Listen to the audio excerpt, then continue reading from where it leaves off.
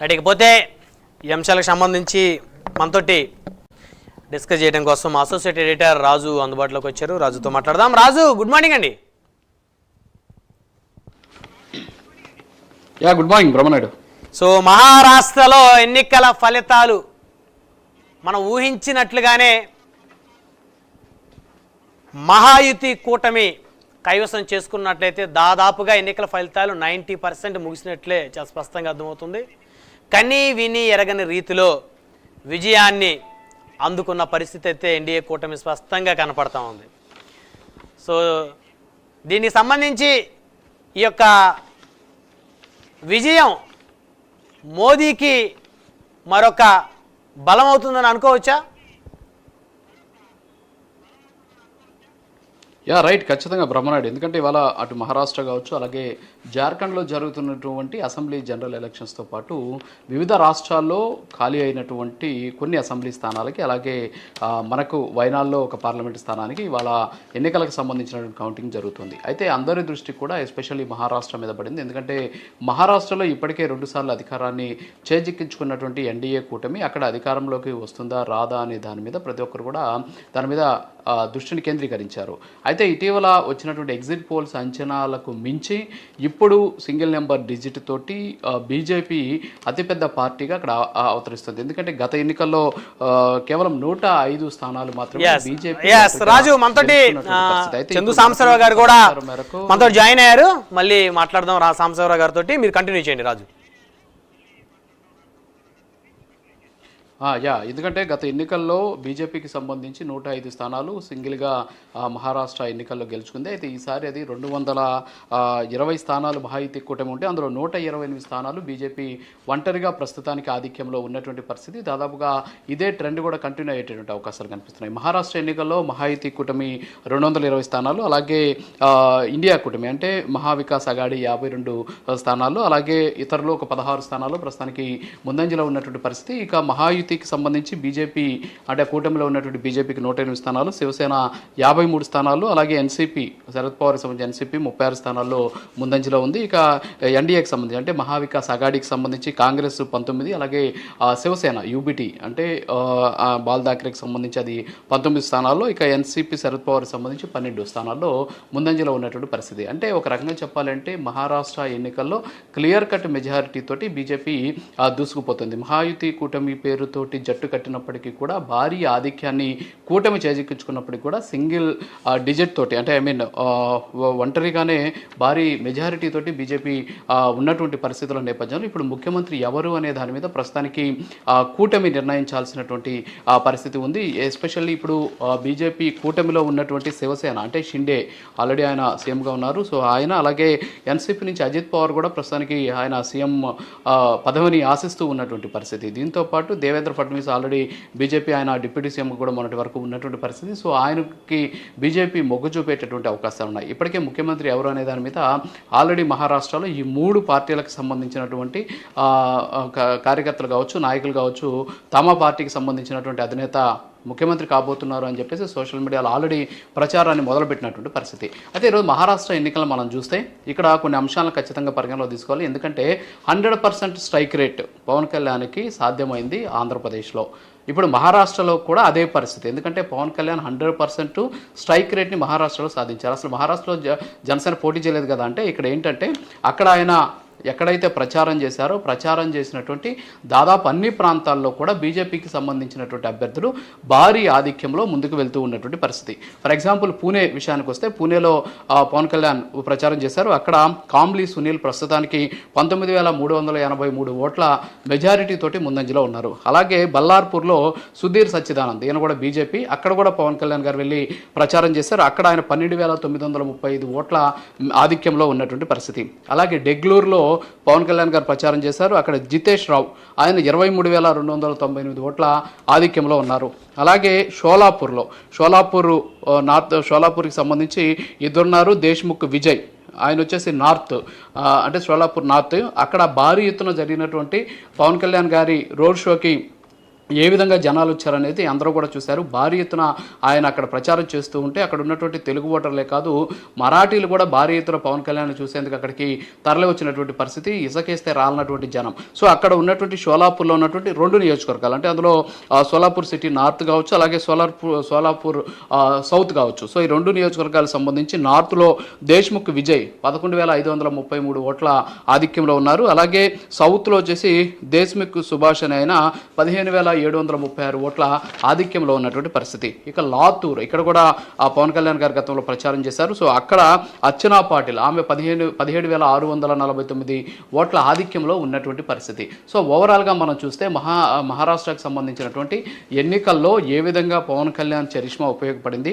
బీజేపీకి, అంటే గతంలోనే నరేంద్ర మోడీ చెప్పినట్టు పవన్ కాదు ఆయన తుఫాన్ అని ఏ మాటలైతే చెప్పారో వాటిని నిజం చేస్తూ ఈరోజు మహారాష్ట్ర ఎన్నికల్లో కూడా పవన్ కళ్యాణ్ ఎక్కడైతే ప్రచారం చేశారో ప్రచారం చేసినటువంటి దాదాపు అన్ని స్థానాల్లో కూడా ఆయన ఎవరి తరపున ప్రచారం చేస్తారో వాళ్ళంతా కూడా ఆధిక్యంలో ఉన్నారు, గెలుపు బాటలో ఉన్నటువంటి పరిస్థితి. అంటే ఒక రకంగా చెప్పాలంటే మహారాష్ట్రలో పవన్ కళ్యాణ్ గారు ప్రచారం చేసినటువంటి ప్రాంతాల్లో 100% స్ట్రైక్ రేట్ని సాధించారు అనేది ఇక్కడ మనకు స్పష్టంగా తెలుస్తోంది.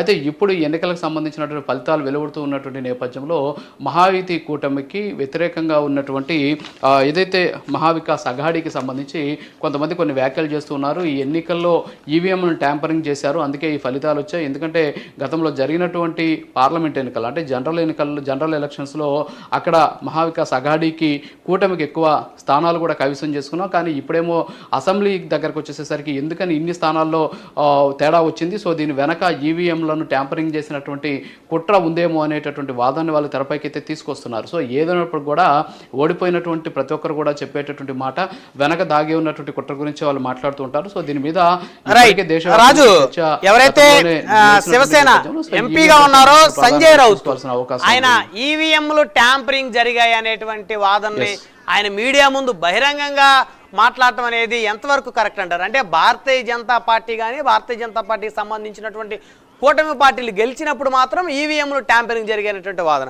మరి జార్ఖండ్లో కనుక చూస్తే మరి కాంగ్రెస్ పార్టీకి మంచి స్థానాలే వస్తున్న పరిస్థితి, మరి అక్కడ జరిగినటువంటి ట్యాంపరింగ్ మహారాష్ట్ర ఎలా జరిగింది అంటే ఇది ఎంతవరకు కరెక్ట్ ఈ వాదన? ఖచ్చితంగా, ఎందుకంటే సంజయ్ రౌత్ ఈరోజు మీడియా ముందుకు వచ్చి ఆయన బహిరంగంగా చెప్పారు ఇక్కడ మహారాష్ట్ర ఎన్నికల్లో ఈవీఎంలో ట్యాంపరింగ్ జరిగింది. అంటే ఓటమిని జీర్ణించుకోలేక మాట్లాడేటటువంటి మాటలు. ఎస్, కరెక్ట్గా మీరు చెప్పారు బ్రహ్మనాయుడు. ఎందుకంటే ఈరోజు జార్ఖండ్లో చూస్తే 81 స్థానాల్లో మరి ఇండియా కూటమి 52 స్థానాల ఆధిక్యంలో ఉంది, ఎన్డీఏ కేవలం 27 స్థానాలు. అంటే దాదాపుగా కూడా సగాటికి సగం కాంగ్రెస్ పార్టీ ఆధిక్యంలో ఉన్నటువంటి పరిస్థితి, అంటే డబుల్ ఉందన్నమాట.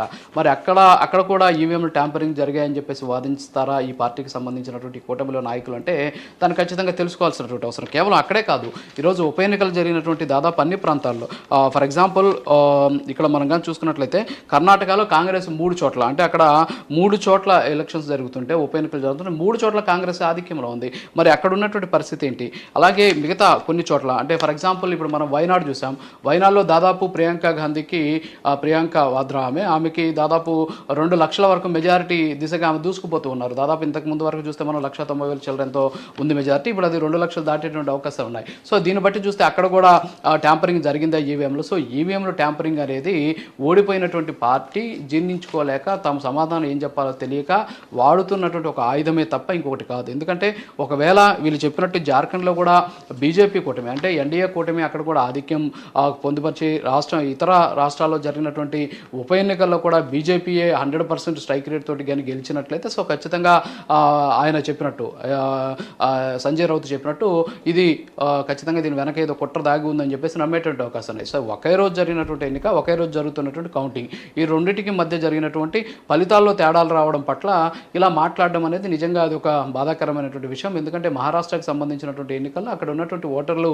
క్లియర్ కట్ మెజారిటీ ఇచ్చారు. ఎందుకంటే ఇక్కడ మనం చూడాల్సినటువంటి అంశం ఏంటంటే అసెంబ్లీ ఎన్నికలు వేరు, అలాగే జనరల్ ఎలక్షన్స్ వేరు, అంటే పార్లమెంట్ జరిగేటటువంటి ఎన్నికలు వేరు. సో పార్లమెంట్ జరిగేటువంటి ఎన్నికల్లో 7 అసెంబ్లీ స్థానాలు కలిస్తే ఒక పార్లమెంట్ అవుతుంది. కానీ ఇక్కడ మాత్రం ఒక్కొక్క అసెంబ్లీ స్థానాల్లో అక్కడ ఉన్నటువంటి అభ్యర్థులు వాళ్ళ గుణగణాలు ఆయా పార్టీలు ఇచ్చినటువంటి మేనిఫెస్టోలు గతంలో ఆ రాష్ట్ర ప్రభుత్వం తీర్చినటువంటి హామీలు ఇప్పుడు ఎవరైతే ప్రతిపక్షంలో పోటీ చేస్తున్నారు అంటే ప్రభుత్వంలో ఉన్నటువంటి దానికి వ్యతిరేకంగా ఎవరైతే పోటీ చేస్తున్న కూటమి ఇచ్చినటువంటి హామీలు వాళ్ళకు ఉన్నటువంటి వాళ్ళ పట్ల ఉన్నటువంటి నిబద్ధత, సో ఇవన్నీ కూడా పరిగణలోకి తీసుకుంటారు. ఎన్నికలు అంటే ఒక్కొక్క స్టేజ్లో ఒక్కొక్క రకంగా జరగవచ్చు. సో కాబట్టి అలాంటప్పుడు పార్లమెంటు ఎన్నికల్లో గెలిచినటువంటి వాళ్ళని అసెంబ్లీకి ఎలక్షన్స్ పెట్టకుండా డైరెక్ట్గా వాళ్ళని ఎమ్మెల్యేలుగా చేసేసుకోవచ్చు. కాకపోతే ఎన్నికల ప్రక్రియని ఈరోజు రాజ్యాంగం చాలా బ్యూటిఫుల్గా ఏర్పాటు చేసిందంటే స్థానిక సంస్థలకు ఎలక్షన్స్, మున్సిపాలిటీ ఎలక్షన్స్, జిల్లా పరిషత్ల ఎలక్షన్స్, ఎమ్మెల్యేలు, ఎంపీలని ఇన్ని స్టేజెస్ పెట్టాల్సినటువంటి అవసరం లేదు. ఎంపీలుగా పెట్టేసి అమెరికాలో జరుగుతుంది కదా, అధ్యక్షుని ఎన్నుకొని ఇంకా మిగతా వాళ్ళందరినీ కూడా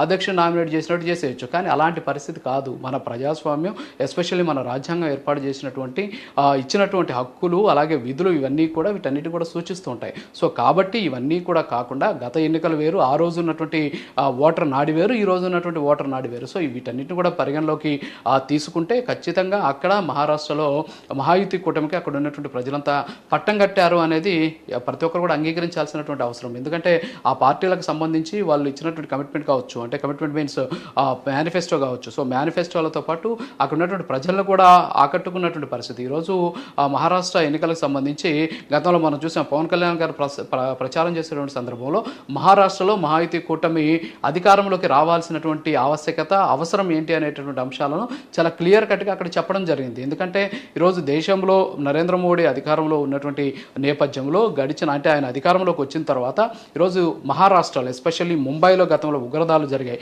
కానీ దేశంలో ఎక్కడ కూడా ఉగ్రదాలు జరగకుండా ఆపాడు అనేటటువంటి ఒక కీలకమైనటువంటి పాయింట్ని అక్కడ ఆయన లేవనెత్తి అక్కడ ఉన్నటువంటి ప్రజల మనసును చూరగొనేటటువంటి ప్రయత్నం చేశారు. అంతేకాకుండా మహారాష్ట్రలో ఉన్నటువంటి ప్రజలకు ఉన్నటువంటి అనేక అంశాలు అన్నింటినీ కూడా ఆయన తీసుకొచ్చినటువంటి పరిస్థితి. అక్కడ ఉన్నటువంటి ఒక ప్రాంతంలో నాకు తెలిసి బలార్పూర్ అనుకుంటాను. సో అక్కడ ఆయన అక్కడ ప్రచారం చేసే సందర్భంలో అక్కడ ఉన్నటువంటి వుడ్డును తీసుకొచ్చి అయోధ్య శ్రీ రామ మందిరానికి వాడారు అని చెప్పేసి ఆయన చెప్పినటువంటి పరిస్థితి తలుపులుగా. సో ఇవన్నింటినీ కూడా అంటే అక్కడ ఉన్నటువంటి పరిస్థితులను ఎప్పటికప్పుడు వాళ్ళకి అక్కడ ఉన్నటువంటి ప్రజలకు వివరించేటువంటి ప్రయత్నం చేయడంలో సక్సెస్ అయ్యారు. కాబట్టి ఈరోజు ఈ ఫలితాలు వెలువడుతున్నాయి. అంతేగాని దీని వెనక ఏదో కుట్రదాగి ఉంది, ట్యాంపరింగ్ జరిగింది అనేటటువంటి అంశం అనేది నిజంగా నిరాధారమైనటువంటి అంశం. ఎందుకంటే అలా జరిగితే జార్ఖండ్లో కూడా బీజేపీ అధికారంలోకి రావాలి. అంతేకాకుండా దేశంలో ఇతర రాష్ట్రాల్లో జరిగినటువంటి ఉప ఎన్నికల్లో కూడా బీజేపీ అధికారంలోకి రావాల్సినటువంటి పరిస్థితి ఉంది. కానీ అక్కడ మాత్రం ఎందుకని కాంగ్రెస్ పార్టీ వస్తుంది, ఇతర పార్టీలు వస్తుంది? అంతెందుకు మనం పశ్చిమ బెంగాల్ విషయానికి వస్తే పశ్చిమ బెంగాల్లో 6 నియోజకవర్గాలకు ఈరోజు ఉప ఎన్నిక జరిగితే అన్ని చోట్ల కూడా తృణమూల్ కాంగ్రెస్ 6 చోట్ల తృణమూల్ కాంగ్రెస్ అభ్యర్థులు ముందంజలో ఉన్నారు. మరి అక్కడ బీజేపీ గెలవాలి కదా. నిజంగా ఎవరైతే సంజయ్ రౌత్ మాట్లాడినటువంటి మాటలను పరిగణలో తీసుకుంటే సో ఇవన్నీ కూడా కొట్టిపారాల్సిన అంశాలే. మొత్తానికైతే ఇది క్లియర్ కట్ మెజారిటీ తోటి మహాయుతి కూటమి ముందంజలో ఉందని చెప్పుకోవచ్చు. Right, thank you Raju.